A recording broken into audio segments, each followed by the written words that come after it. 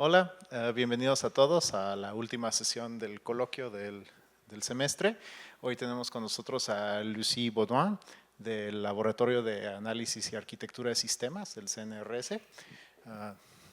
Thanks, Lucie, for accepting the invitation, and go ahead. Yeah, thank you very much. So, hello everybody. I'm very happy to be here, and I'm very happy to have been very happy to work on this colloquial way of presenting my work. So I'll try to make, hopefully, half of the presentation quite broad and explaining all the details, and then the other half is more about showing you numerical examples of what I've been talking about before. So please enjoy, and if you have questions in the meantime, don't hesitate.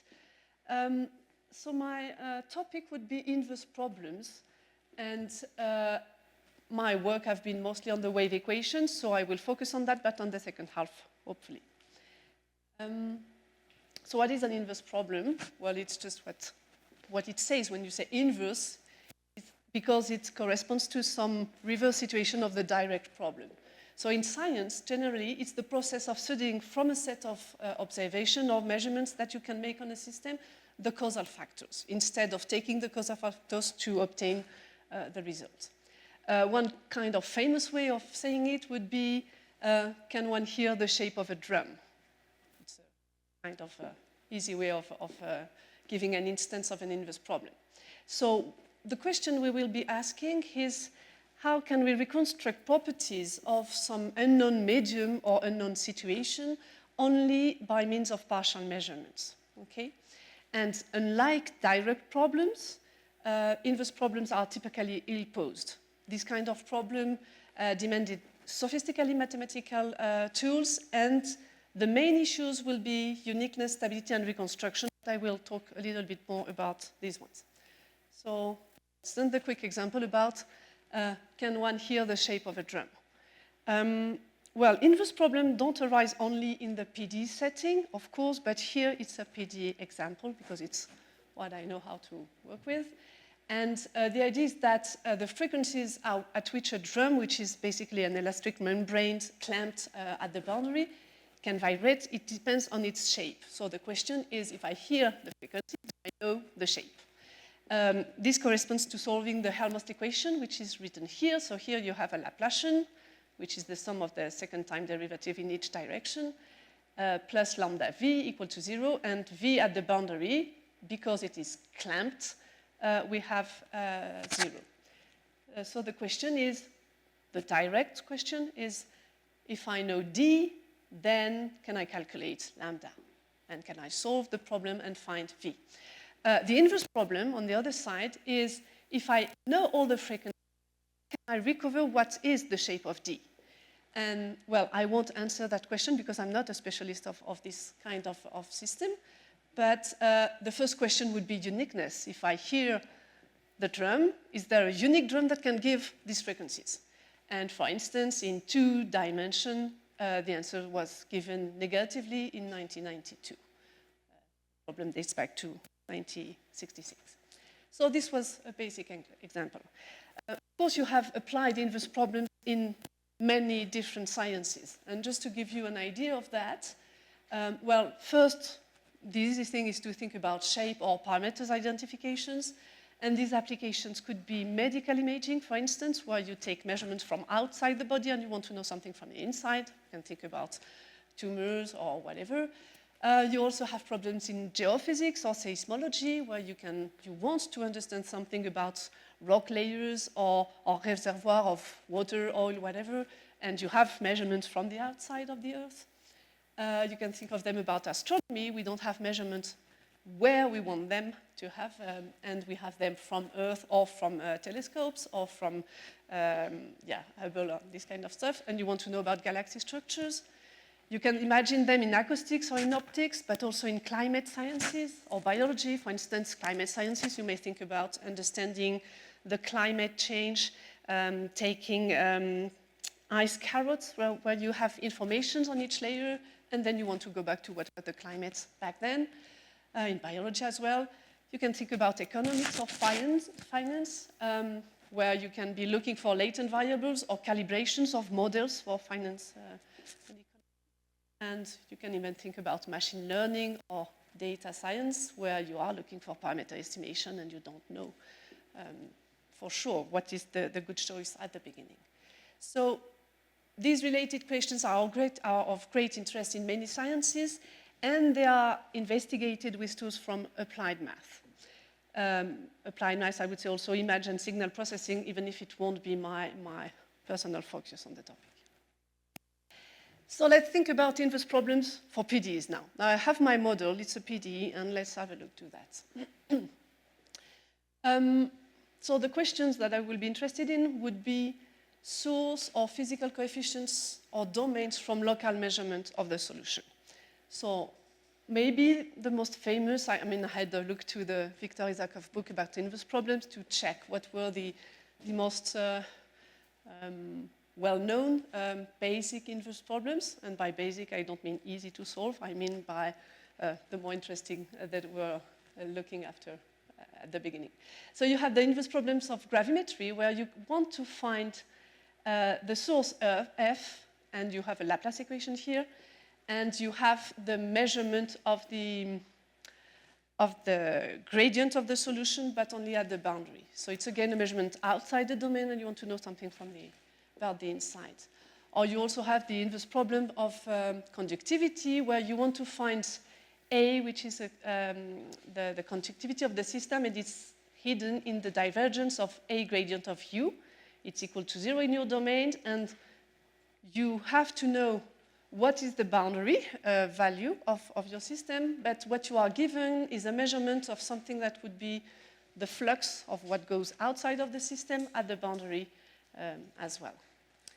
So again, this will bring together many different mathematical domains and mathematical abilities, and this is just a list of all the kind of approaches you can think of. And it's very much linked to control theory or optimization as well. Okay? Okay, the last sentence is lost. Well, anyway, the idea was to say that once you settle the problem, it's a very fertile area for which you can mix pure and applied mathematics together. So for instance, let's go back to this inverse conductivity problem a little bit. It dates back to the formulation of Calderon in 1980. And the idea is, it asks whether one can recover the electrical conductivity inside the domain from outside measurements of voltage and current. Okay? So here is the setting. I have a bounded domain omega. I have gamma of x, which is the electrical conductivity. That may be anisotropic or can be of various shapes. And given boundary voltage data, I have the electrical potential to solve this equation that I've told you about, with the voltage here given at the boundary.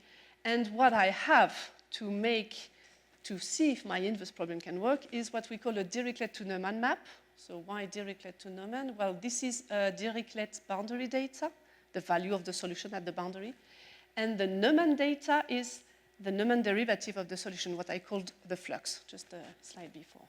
So we assume that we know for any G what kind of Neumann data we have. And from the knowledge of this map, the question is, given gamma lambda, can I determine gamma of x uniquely? Okay. Again, I won't give you all the details about how it has been difficult and complicated to study this situation, depending on the regularity of the solution you're looking for, on the shape of the domain, and so on. Okay, but these were partial differential equations with no time variable. And I will be talking to you about the wave equation, which is an evolution partial differential equation. So you can also think about inverse problem in this situation. And we will work with the wave equation, and I will make it as basic as I can.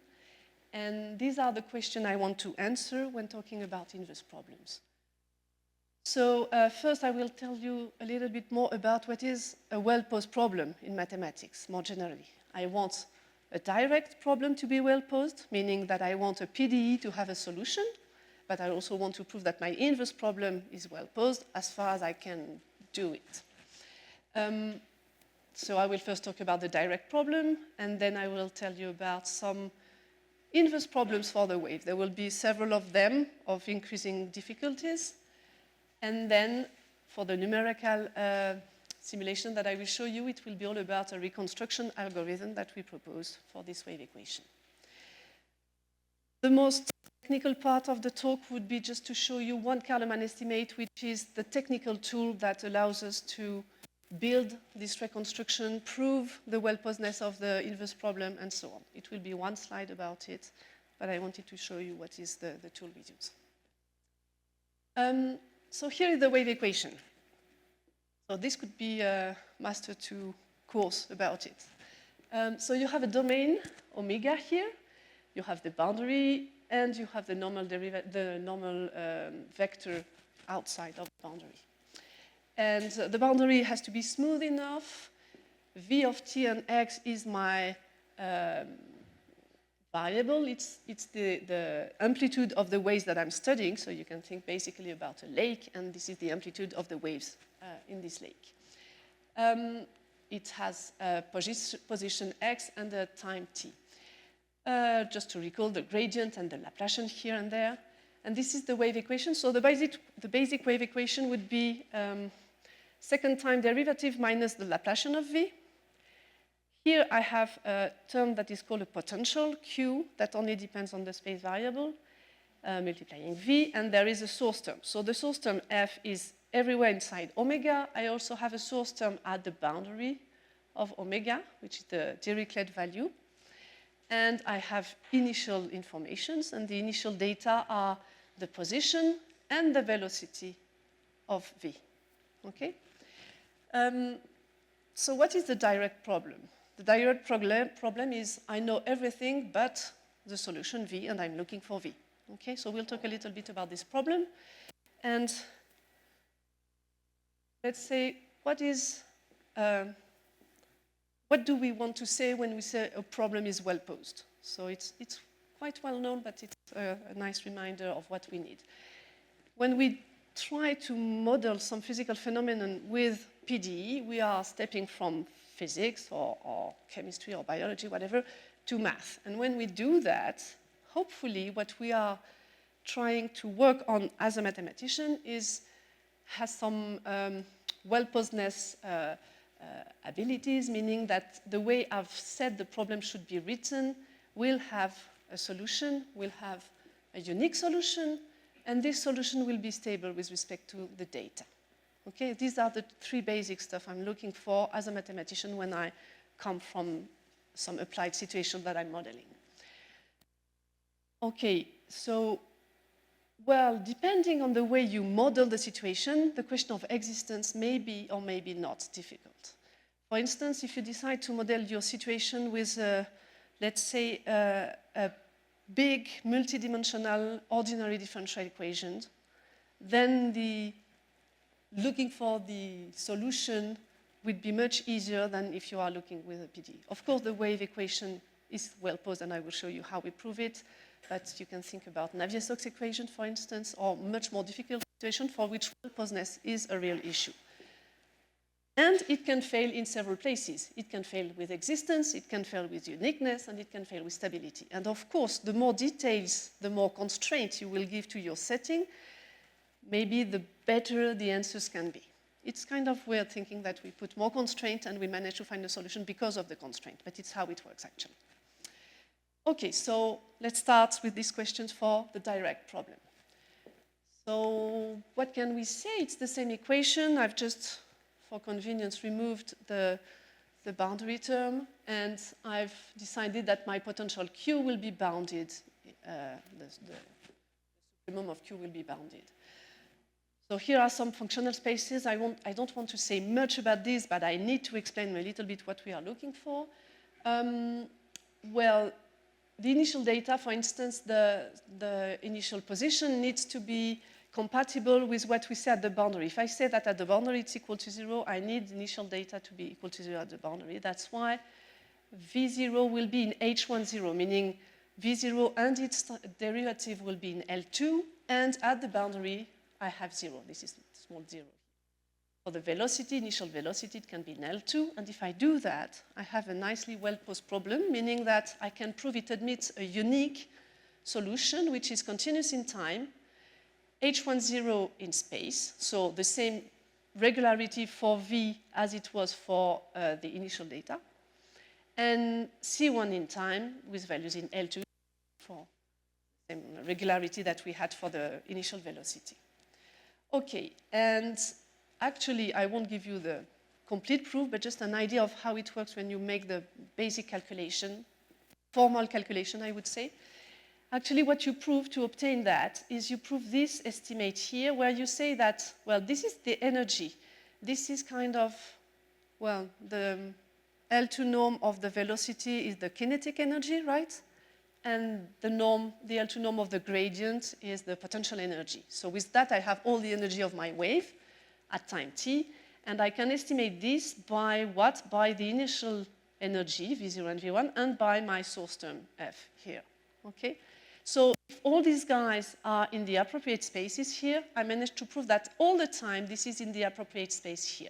And this line is exactly the same story as this line, okay? Okay, I've been talking too much, sorry. Here, there is another regularity information that I need.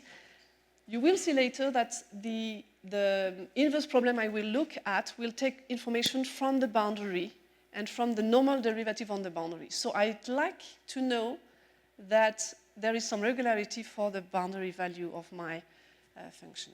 So here you have the normal derivative that lies into some regular space, and we can prove that it's the same kind of estimate as above. But this doesn't give that. It comes from a different way. And, well, I could have done that on the blackboard, but it's just to say that if you set the energy, as I said, like the kinetic energy and the potential energy, and you take these, well, you can make the calculation. You can take the time derivative of it. You can use the equation here, and you can prove that you can derive the energy and estimate it from informations that will go back to the energy again. So, as I've said, I want to work in H10, meaning I want, there's a mistake here, there's no gradient here. It's just V equal to 0 on the boundary. And I also have something called Poincare inequality that says that when I have 0 somewhere, taking the L2 norm of the gradient will estimate the L2 norm of the solution. Well, so these are just calculations, just to say that in the end, we can estimate the energy by the initial energy and the source term. And there is a term here, which is the exponential of some constant time capital T, meaning that I can explain how it works until time capital T. Okay, so this was the first estimate. And the question was about the second estimate on the normal derivative at the boundary. Well, it comes from something that we call multiplier's identity. And I want to show it to you because it will be useful later for another purpose. So again, it's all about basic calculations.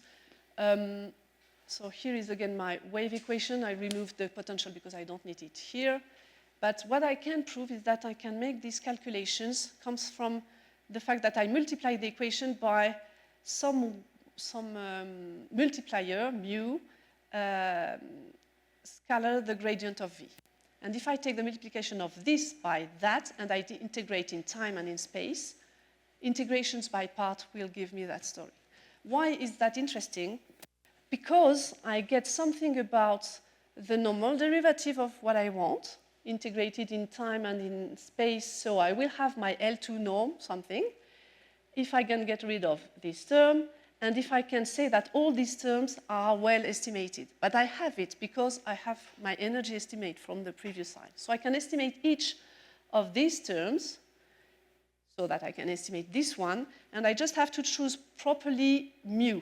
And mu will be chosen as, oh, I don't know the word in English.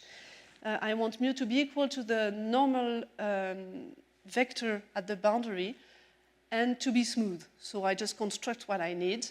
And this allows to prove that, well, this term is 1, and then I have my estimate. Okay, but these multipliers identity have many more other applications. That's why I wanted to tell it here. So let's go back to my problem, and now a first inverse problem about this wave equation. So I have my wave equation, didn't put the potential for the moment, and my question, my first inverse problem is, let's say I don't know well the initial data. I don't know y0 and y1, but I know the normal derivative of y during a time capital T and on a part of the boundary. This is my extra information, even if I miss the source, the initial data.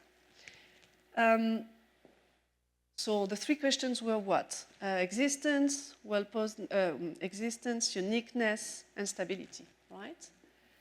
So one small comment first. This application that brings from initial data the normal derivative, it is linear. So can I answer the uniqueness?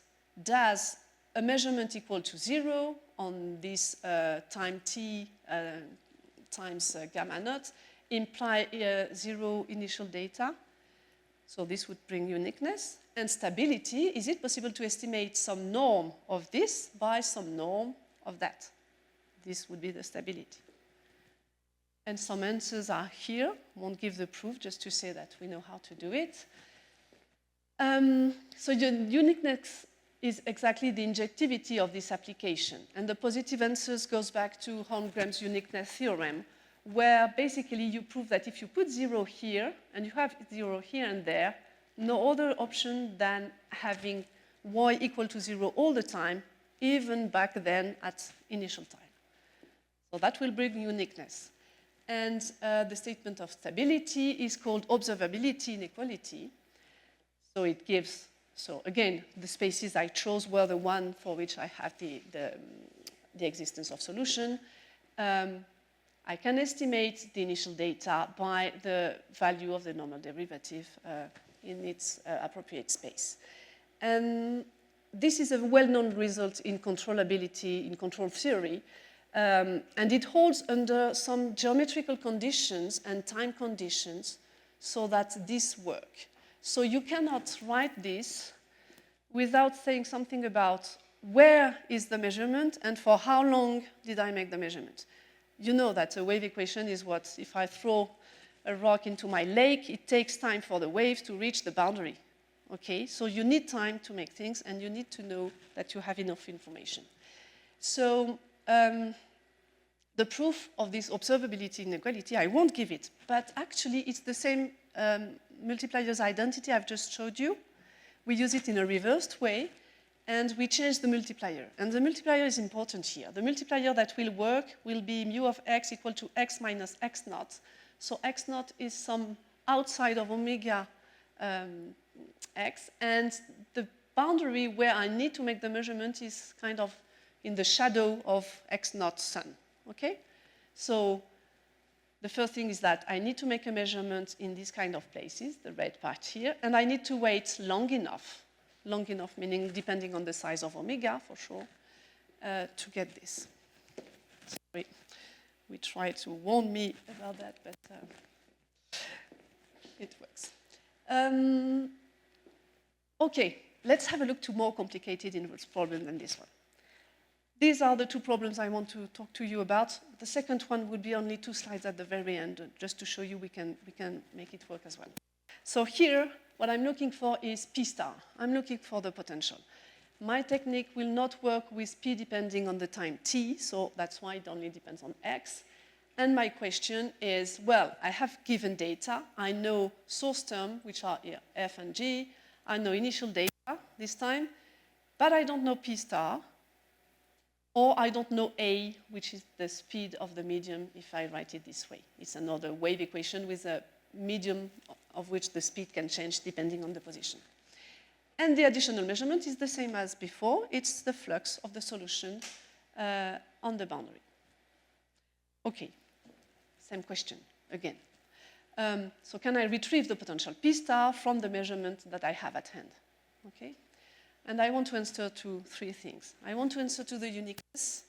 I want to answer to the stability, and then I want to reconstruct what I'm looking for. So I want to be able to compute P star. That is my goal at the end of the talk. Of course, the results were known piece by piece. Maybe uniqueness came first with Klebanov's result in '92, and then stability from Yamamoto, and then Emmanuel Yamamoto. And these results use Karleman estimate. The thing is that the multiplier identity that I gave you before, it's kind of powerful, but not enough for these cases. And Karleman estimate is just the upper level of what multipliers can give. Okay? And the main question would be the reconstruction. How can I compute my result? Okay, so this is the stability result that existed before I even start my PhD. So you have, again, this part of the boundary that have to be large enough, the time that had to be large enough for the same result as before. And we have some additional assumptions the potential needs to be bounded. The initial data, the initial position data needs not to vanish. You'll see why, and it's technical, but we don't know how to do otherwise. And we need some regularity about the solution. Well, for all those, sorry again, it has maybe. No, it's not working. Where was I? Go away. Oh, wow, magic. Oh, something is moving. Who is moving? Yeah, sure. Sorry. Okay, so what we get, the stability result, gives you stability and uniqueness at the same time. It gives you that the difference of two measurements is estimating the difference of two potentials. So you have one measurement for one potential, another one for another potential, and you have the difference here that is monitored by this one. It's a bit different from what we've said. What has changed with the previous inverse problem? The fact that actually my inverse problem here is not linear anymore. I mean, the inverse problem is not linear. The equation is, but the thing is that I'm looking for P is multiplying the solution of the equation, right? So I will not find, I will find local result and not global result. That's why my estimates here are estimates of differences of potential and differences of measurements. It's because it's a nonlinear inverse problem. Okay, so the question is, how does it work? And I won't give you the proof, but just a quick flavor. It's right here. Just a quick flavor of how it works, and it will be the same information that I will use to build my reconstruction algorithm. So what we do is that we make the difference between a solution with potential Q and a solution with potential P star. And I take the time derivative of it, and then I get this system. So what is this system? This is the wave equation with one potential that I should know. We'll see later how it works for the reconstruction. If you do that, here on the source term, you have P star minus Q and the time derivative of my solution. Okay. At the boundary, you make the difference between two solutions, so you have 0. And then for initial data, well, what you've done is that you took the time derivative. So you have, 0 as a position, and you have dtz of 0, that is the difference between P star and Q, that multiply the initial data. So let's just have a look to what we know and what we don't know. Here we are looking for P star minus Q. We want to estimate that.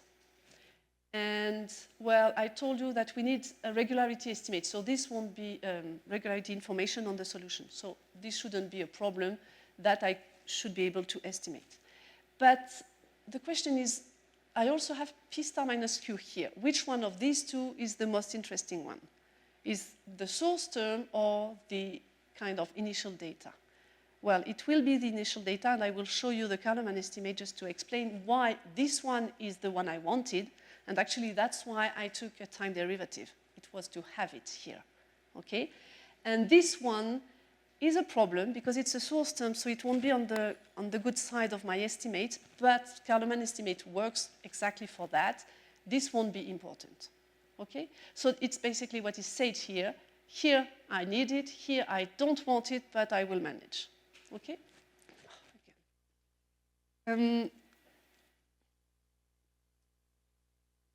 So the idea is that this normal derivative of the solution of this stuff, this one I will know, because this part I know, and at any step of the situation, this part I know as well.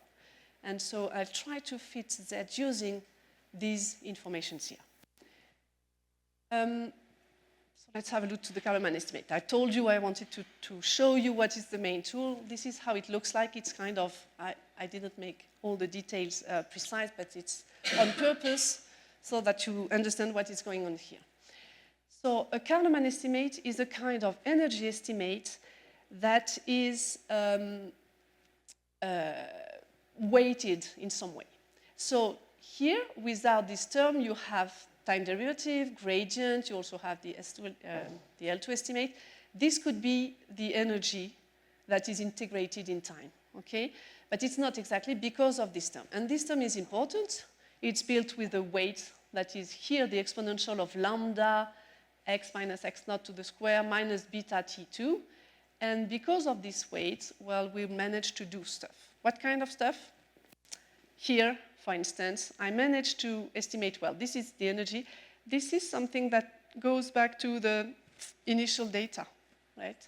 And this is the guy I want to estimate. This is precisely, imagine that this is dtz of 0, the z of here. This is the guy I want, okay? So I have it on the left side of my estimate. I'm happy with it. On the right-hand side, what do I have? Well, I have the source term. This is f. And I have my measurement, what I know, okay? So this bothers me a little bit because here I have p star minus q as well, but I will get rid of it. And the question is how? Well, using this weight. And the weight here, well, phi doesn't tell it, but there is a parameter s. And you can see s, s square, and no s here. And this estimate is actually true for s large enough. And I will take s large enough so that this is of no importance compared to this. Okay? So it's important that here I have s, square root of s, and here nothing, because this makes things work when I do the estimate. And this I will keep on the right-hand side because it is what I need. Okay, I won't go further on how it works, but this is the core tool of everything I want to talk about. So now let's talk about reconstruction. Okay, I have stability, I have uniqueness, I want to build my potential. Okay, the thing is that if you start working on that, well, maybe the easy way to think about how do I reconstruct my potential is to say, well, I have measurement, I take the difference between something that I've calculated before and my measurement, and I try to optimize, right? I minimize this cost function. Well, the thing is that this cost function line is not convex, and I may end up with local minima. So I don't say we can't do anything with that. I say that I want to take advantage of the way we prove stability to be able to build some algorithm that converges whatever the initial data. Okay? So I want to do better than that. Well, this is what I've said, basically. So I will build a cost functional that is better than the previous one, and for that, I will use my Kalman estimate. And actually, the structure of the proof of stability, I've told you about, will be at the core of the proof of the convergence of my algorithm. And until now, this idea was applied to several situations for potential or wave speed in the wave equation, I will show you, but also for source term in a nonlinear heat equation, for instance. So this is the algorithm. So we start anywhere with a random Q0 first initial guess of what is the potential. Then let's think about, well, we've reached QK and we want to do better. What do? We compute the solution of the wave equation with potential QK. It's the direct problem, and I compute the solution.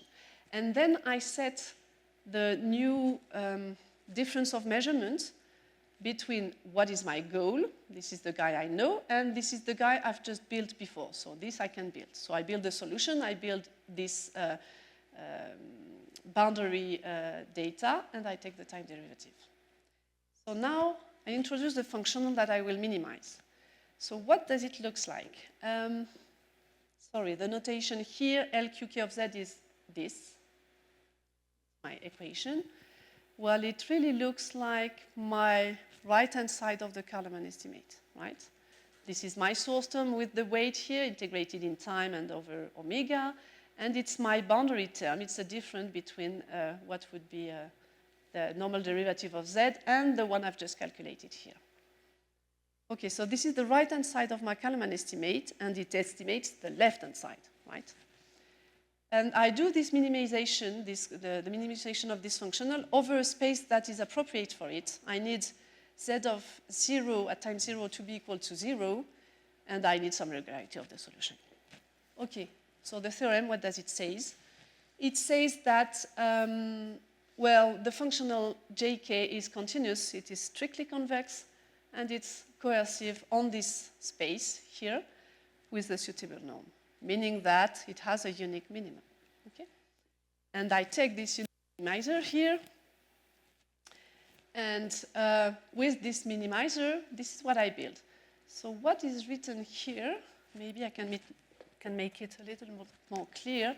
It says something like Q tilde k plus 1 minus QK, the previous guy, equals to, this is dTz k at time 0, and it multiplies W0. You've seen that guy before, okay? This is exactly the initial speed that we had in the system in capital Z that I've shown you. So I just build the next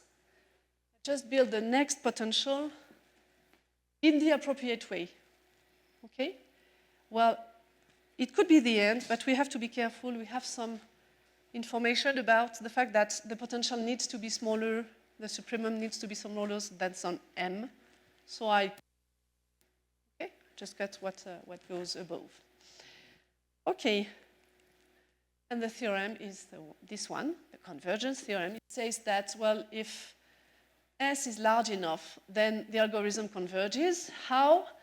Well, the difference between Qk plus 1 and P star, my goal, in some specific norm, is smaller than the same norm of Qk minus P star. So I'm better at the next step, okay? And I'm better how? In a constant that is m over square root of S. So you make S be large enough, and you get an even better result, okay? So this brings convergence to the global minimum for any initial guess. Okay, this is theory, and now let's go to practice. Does it work? Yes, it does, but it was not the best way to do it. We know that discretizing the wave will bring numerical artifact, and we need to work with that. And we also know that if you try to minimize a strictly convex function that has a weight that is, what was it? It was exponential of 2s phi, and phi is exponential of lambda psi. So this is 2 exponential with s large and lambda large. This is not nice, okay? So we need to do better. We have solution for that. I won't bother to you too much with that. But the two main things is we need a regularization term in the cost functional, and we need a single parameter Kalman estimate. The one I showed you had s and lambda, and I need to work only with s. So a little bit more work. Let's say something about this situation where we do the discretization of our wave equation. So we are given a continuous measurement. We have this information here. The thing is that we will discretize our wave equation, and we will solve some discrete inverse problem, yeah? And we want to be sure that the solution of this discrete inverse problem, which is pH, we want to be sure that pH is close to P. Otherwise, we have a problem, okay? Well, this brings very difficult calculations that I won't give, but it's a natural question for all inverse problems. You always have this question of from the continuous data to the discrete setting for which I will make my reconstruction numerically. I need to be sure that it has something to do with the first one. Otherwise, it's not nice. And of course, on the numerical scheme, About the wave equation, we know something for sure, is that we have numerical artifacts, which is actually some high-frequency spurious waves.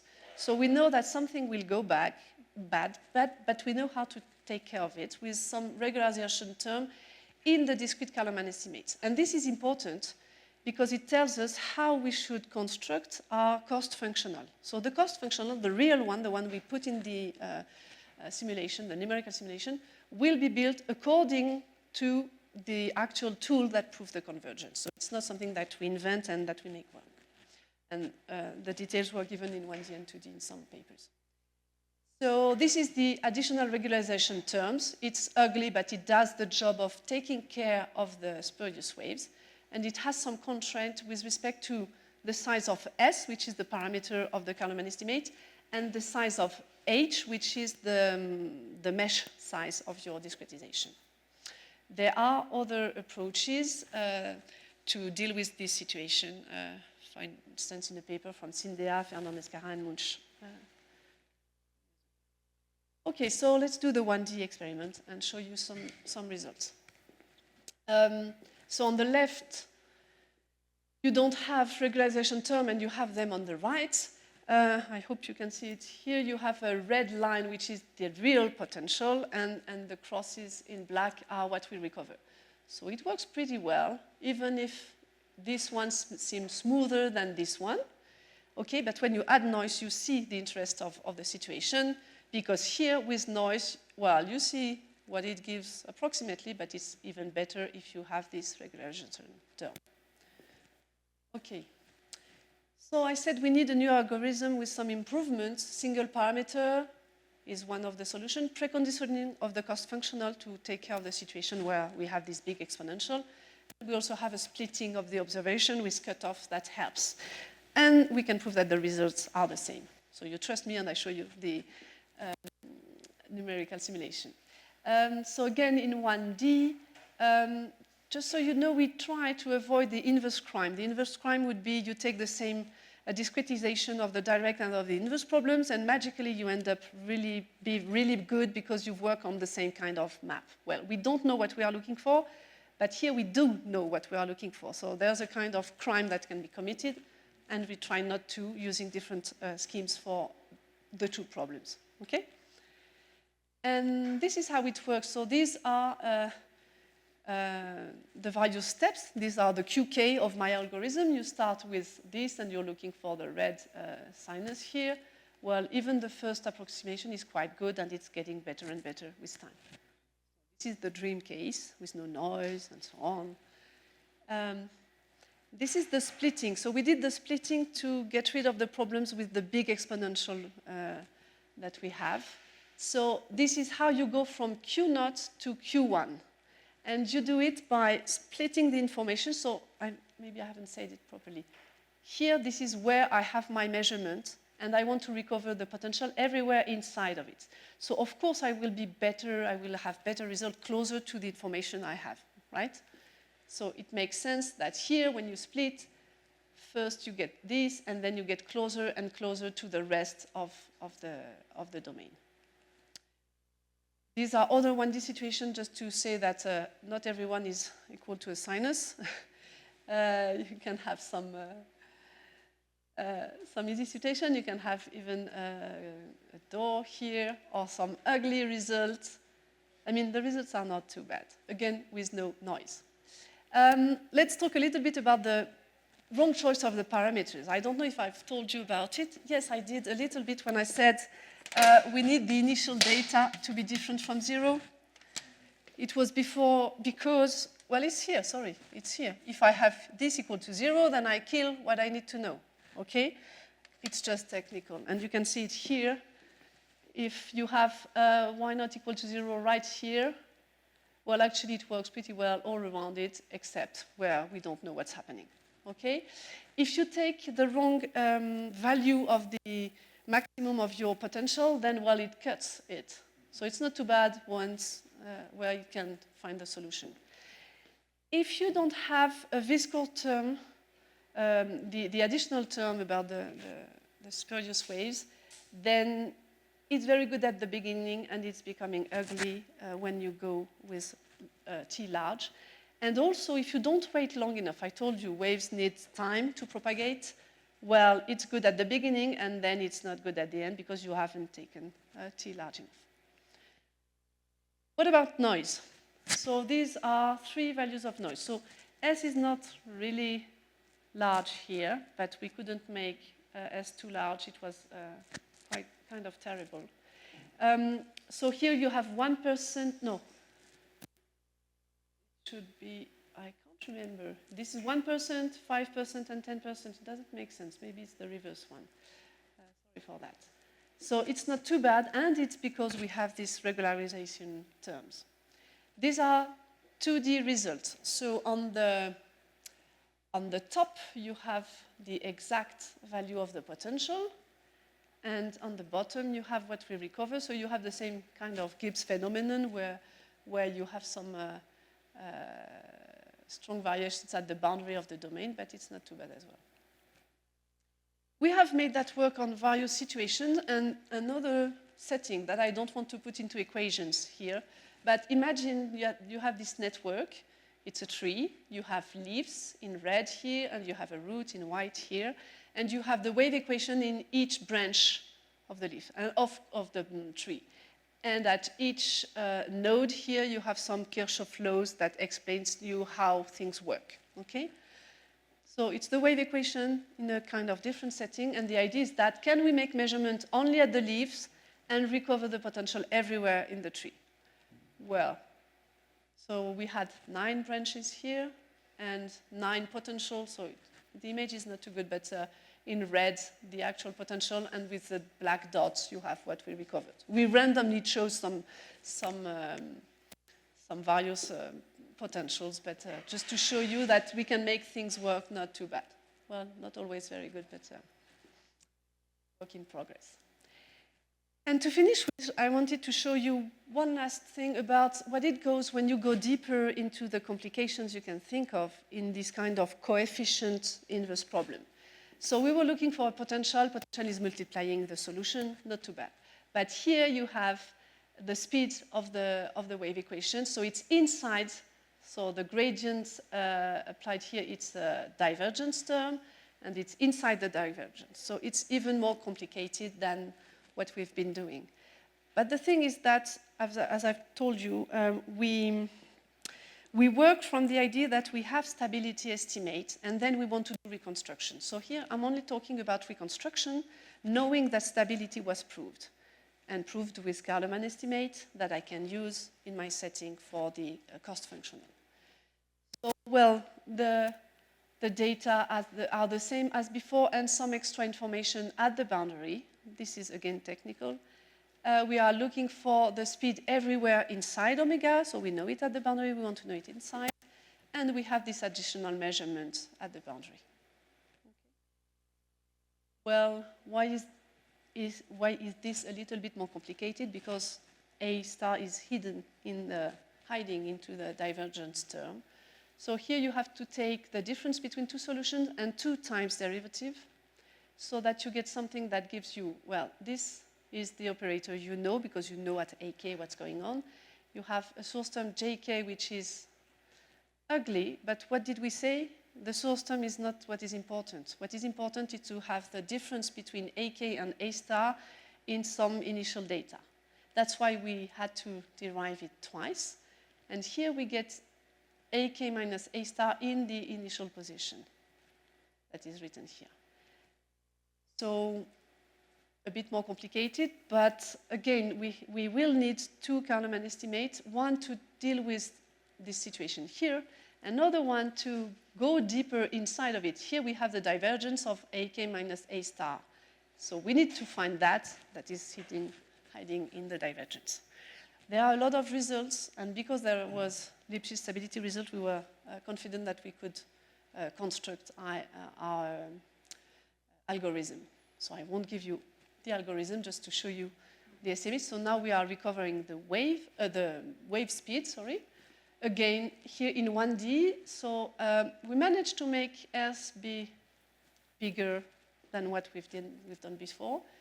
And again, we try to avoid inverse crimes. And here are some of the examples we could treat.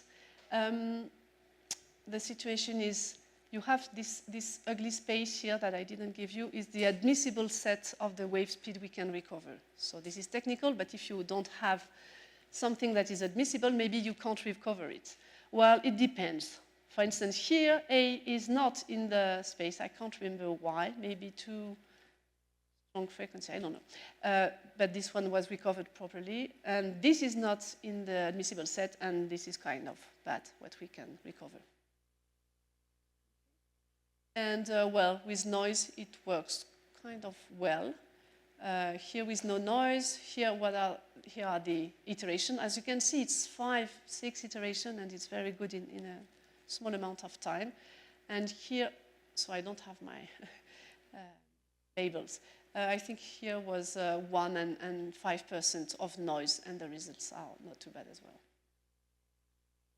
So to conclude, well, this approach is just a tiny contribution to the world of inverse problems. This is what we know how to do, and we were kind of proud of that because it makes a link between how we prove stability, how we prove well-posedness, which are mathematician questions, and how do we compute what we are looking for, which are more of applied sciences questions. And having this proof is kind of a nice thing. We are strongly bound to the fact that we can prove stability with specific tools. If you give me some inverse coefficient problem in a PDE with a stability result that uses a proof that is very different from this kind of way, I'm not sure I can do something. I can try to prove it my way and then to use the Kalman estimate and so on, but otherwise it can be quite tricky. So it's a contribution in one very specific area. Our hopes would be to overcome some challenges to work with other equations or settings, and we are still working on that on various situations. It's also to make the approach more educational and maybe one day find a way to design a real imaging system using this strategy, even if the technical assumptions we have to make it work are kind of difficult point when we try to talk with people that work on that. And I thank you very much.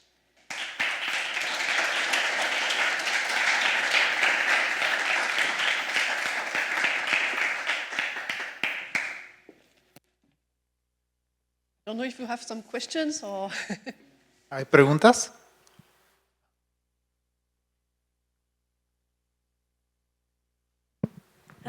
Thanks for the talk. It was very interesting. I was wondering, well, you showed us that you can make the algorithm work on trees. And I was wondering if it could also work with graphs, with cycles.